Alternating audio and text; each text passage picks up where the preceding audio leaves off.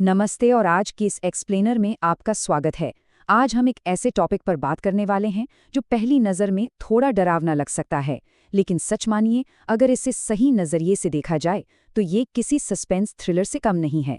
हम numbers, variables और कुछ ऐसे मैथमेटिकल रूल्स की गुत्थी सुलझाने वाले हैं जो किसी पजल की तरह दिखते हैं। तो चलिए बिना देरी किए इस मैथमेटिकल मिस्ट्री की तह तक चलते हैं। ओके, तो चलिए इसमें गहराई से उतरते हैं। आपने अक्सर गौर किया होगा, मैथ्स में जब नंबर्स अचानक से गायब हो जाते हैं और उनकी जगह ए, बी, सी, डी ले लेते हैं तो दिमाग थोड़ा सुन सा हो जाता है, राइट? आखिर हम इन एब्स्ट्रैक्ट चीज़ों से कैसे निपटें? यही वो सवाल है जो आज के हमारे इस पूरे डिस्कशन का बेस बनेगा। यहाँ बात सिर्फ फॉर्मूले रटने की नहीं है, बल्कि उन अक्षरों के पीछे की असली लॉजिकल कहानी को समझने की है। और ये रहा हमारा मेन सस्पेक्ट। आपके सामने है गणित 8 की बुक से एक्सरसाइज 2.4 का क्वेश्चन 1II। जरा इसे देखिए, लग रहा है ना थोड़ा इंटिमिडेटिंग। इसमें ए, एम, एन जैसे वेरिएबल्स भरे पड़े हैं और हमें एक बेहद अजीब से दिखने वाले एक्सप्रेशन का स्टैंडर्ड फॉर्म निकालना है। पहली बार में तो ऐसा लगता है जैसे ये कोई एलियन लैंग्वेज हो। तो हमारा पहला पड़ाव है ये गणितीय रहस्य, यानी प्रश्न 1I का डिटेल में विश्लेषण। देखिए, कोई भी रहस्य सुलझाने से पहले खेल के बेसिक्स एकदम क्लियर होने चाहिए। इस पूरे क्वेश्चन में बार बार स्टैंडर्ड फॉर्म या मानक रूप की बात की गई है, तो आगे बढ़ने से पहले ये जानना बहुत जरूरी है कि ये स्टैंडर्ड फॉर्म आखिर भला क्या है और इसके रूल्स क्या होते हैं। अब यहाँ जो बात सबसे ज्यादा इंटरेस्टिंग है वो है इसकी सटीक डेफिनेशन। लकीली ये हमें इसी सोर्स मटेरियल के क्वेश्चन 1.3 में साफ साफ दी गई है। स्टैंडर्ड फॉर्म का सीधा सा मतलब है किसी भी नंबर को a multiplied by 10 to the power n के फॉर्मेट में लिखना। लेकिन यहाँ एक बहुत बड़ी और क्रिटिकल कंडीशन है। ये जो a है ना, इसकी वैल्यू 1 या उससे बड़ी होनी चाहिए, लेकिन 10 से हमेशा छोटी होनी चाहिए। ये रूल आगे चलकर हमारे बहुत काम आने वाला है, तो इसे बिल्कुल मत भूलिएगा। चलिए अब अपने अगले फेज की तरफ बढ़ते हैं, अज्ञात चरों को खोजना, मतलब हमारे मिसिंग m और n का पता लगाना। हमारी प्रॉब्लम में जो पहला क्लू दिया गया है वो कुछ ऐसा है। एक 5 अंकीय संख्या का मानक रूप a गुणा 10 की घात m है। ये एक बहुत ही सॉलिड क्लू है जो हमें सीधे m की वैल्यू तक लेकर जाएगा। तो सबसे क्रूशियल पॉइंट ये है कि हम यहाँ अपना लॉजिक कैसे यूज करते हैं। इन स्टेप्स को ध्यान से देखिए। कोई भी 5 डिजिट का नंबर इमेजिन कीजिए। चलिए सबसे छोटा वाला ही ले लेते हैं, यानी 10,000।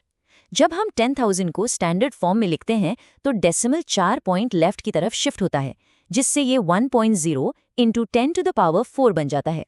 इसका मतलब है कि दुनिया का कोई भी 5 अंकीय नंबर हो, उसे स्टैंडर्ड फॉर्म में लिखने पर 10 की पावर हमेशा 4 ही आएगी। है ना कमाल का लॉजिक? और इसी शानदार डिडक्शन के साथ हमने अपना पहला क्लू डिकोड कर लिया है।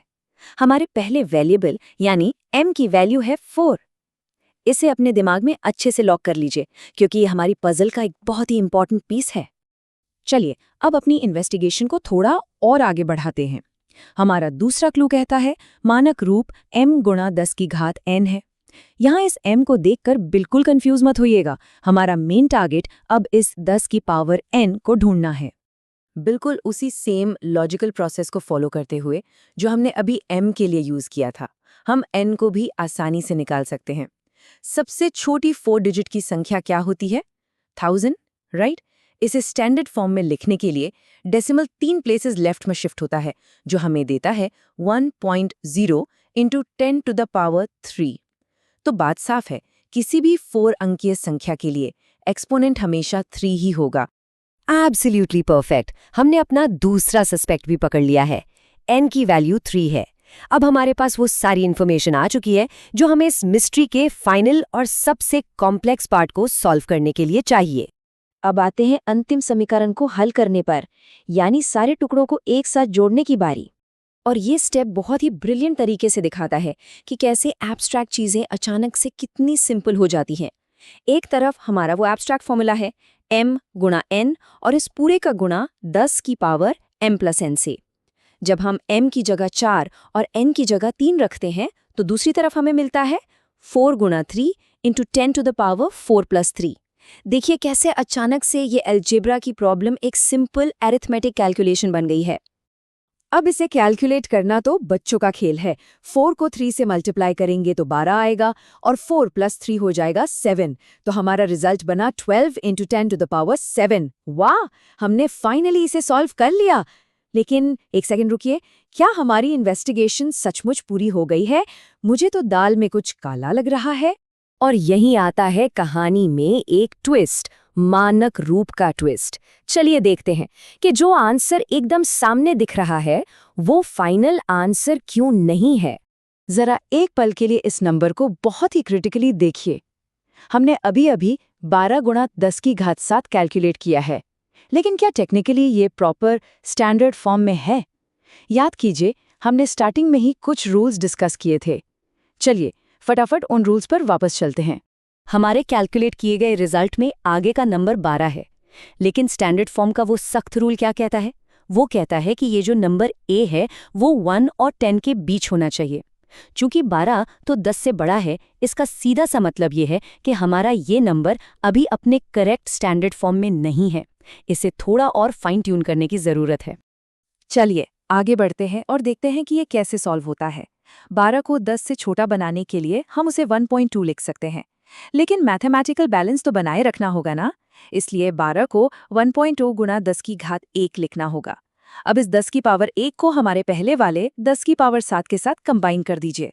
एक्सपोनेंट्स का रूल कहता है कि बेस सेम हो तो पावर्स जुड़ जाती हैं, तो 1 और 7 मिलकर बन गए 8, और इस तरह हमारा फाइनल एकदम परफेक्ट रिजल्ट आता है, 1.2 × 10⁸। और इसी के साथ हम पहुंच गए हैं अंतिम उत्तर पर। Case closed. अब वापस चलते हैं अपने ओरिजिनल क्वेश्चन के ऑप्शंस पर।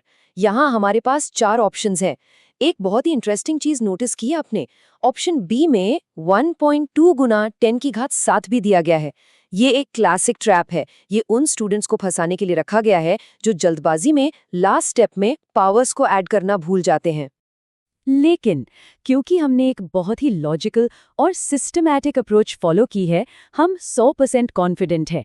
सही आंसर बिना किसी डाउट के ऑप्शन ए ही है, 1.2 × 10⁸। हमने एक बहुत ही कॉम्प्लेक्स और एब्स्ट्रैक्ट सी दिखने वाली प्रॉब्लम को लिया, उसे स्टेप बाय स्टेप ब्रेकडाउन किया और एक क्लियर आंसर निकाल लिया। तो इस पूरे एक्सप्लेनर से हमें क्या सीख मिलती है? यही कि कोई भी प्रॉब्लम, चाहे वो शुरुआत में कितनी भी इम्पॉसिबल क्यों ना लगे, अजय नहीं होती। अगर हम बस बेसिक रूल्स को समझें, क्लूज को फॉलो करें और चीज़ों को उनके छोटे छोटे लॉजिकल स्टेप्स में तोड़ दें, तो कोई भी मिस्ट्री सॉल्व की जा सकती है। अब आपके लिए सोचने वाली बात यह है कि आगे आने वाले और कौन से कॉम्प्लेक्स अलजेब्रिक प्रॉब्लम्स में हम इस लॉजिकल डिडक्शन वाले फ्रेमवर्क का यूज़ कर सकते हैं। इस पर ज़रूर विचार कीजिएगा। आज के इस एक्सप्लेनर में हमारे साथ जुड़ने के लिए आपका बहुत बहुत धन्यवाद।